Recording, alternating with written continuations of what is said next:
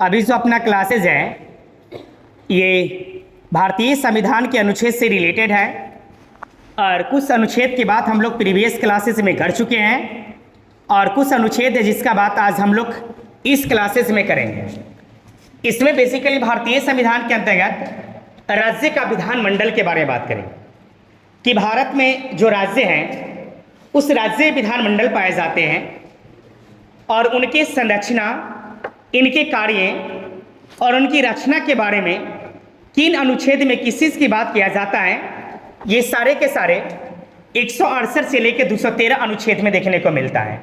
उनमें से कुछ अनुच्छेद के बारे में हम लोग अभी चर्चा कर रहे हैं। सबसे पहले राज्य का विधानमंडल के बारे में थोड़ा सा देख लेते हैं, ये क्या होता है।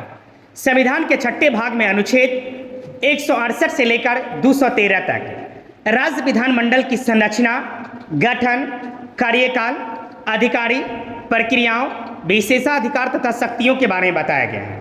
यानी कहने का मतलब है कि राज्य का जो विधानमंडल होता है उनमें इन तमाम चीज़ों को क्या किया जाता है, यानी पूर्ण रूप से बताने की कोशिश किया जाता है।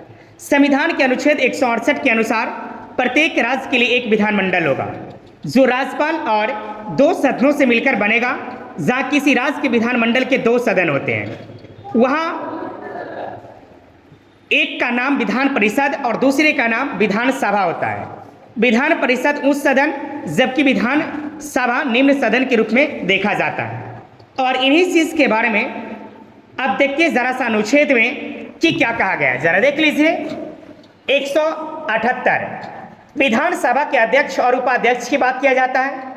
यानी कहने का मतलब है कि भारत जैसे लोकतांत्रिक देश में जहाँ पर भारतीय संविधान प्रत्येक लोग को अपने अधिकार और सुरक्षा और न्याय के लिए दिया गया है, उनके अंतर्गत विधानमंडल जो बनाया गया है उनमें अध्यक्ष भी होंगे और उपाध्यक्ष भी होंगे।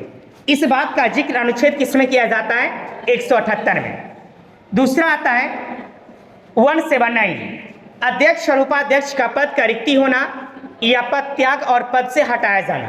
कहने का मतलब है समाज के अंदर में इन चीज़ को बताने का कोशिश किया जा रहा है जो प्रत्येक व्यक्ति को लिए अध्यक्ष और उपाध्यक्ष के जब बात किया जाता है तो कहता है कि इनका पद होता है ये खाली हो जाते हैं या कुछ रिक्तियां पाए जाते हैं, उनके बारे में बताया जाता है।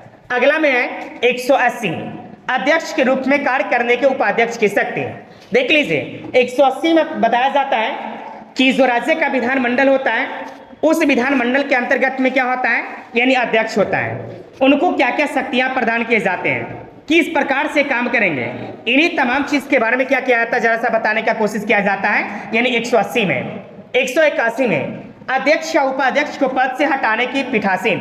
देख लो भारत एक लोकतांत्रिक देश है और इस लोकतांत्रिक देश के अंतर्गत कोई भी व्यक्ति अगर किसी पद पर आसीन होता है तो उसको हटाया भी जाता है, ये पद त्याग भी कर सकते हैं। इनमें भी इसी बात को रखा गया है कि 181 में अध्यक्ष या उपाध्यक्ष को पद से हटाने का कुछ पीठासीन के बात किया जाता है।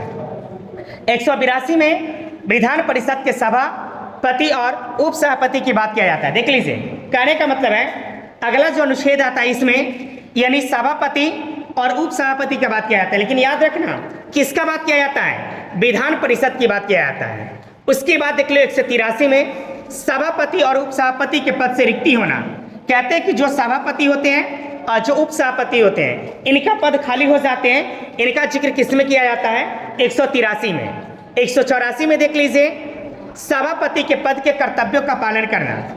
यानी कहने का मतलब जो इसमें सभापति होते हैं उनका क्या क्या कर्तव्य होते हैं, ये कैसे कार्य करेंगे, इन कार्यों को बताने के क्या किया जाता है, इसमें बात किया जाता है। 185 में सभापति या उपसभापति को पद से हटाने के विचाराधीन, यानी उसको हटाने की बात किया जाता है। 186 में अध्यक्ष या उपाध्यक्ष तथा सभापति या उपसभापति के वेतन और भत्ते की बात किया जाता है। देख लीजिए बहुत सारे देशों के बीच में इस चीज़ को रखा जाता है कि इनका वेतन कितना मिलता है, इनका भत्ता कितना होता होगा, तो इन सब की बात किस में किया जाता है, 186 में किया जाता है। 187 में देख लीजिए राज्य के विधानमंडल के सचिवालय की बात किया जाता है। जैसे आप लोग सचिवालय के बारे में जाने होंगे, सचिवालय क्या होता है कि राज्य का जो विधानमंडल होता है उस पर किस प्रकार से अपना आदेश देता है, कैसे अपने कर्तव्यों को जारी कराता है, इन्हीं तमाम चीज़ों को क्या किया जाता है, यानी इस अनुच्छेद में समझाने की कोशिश किया जाता है।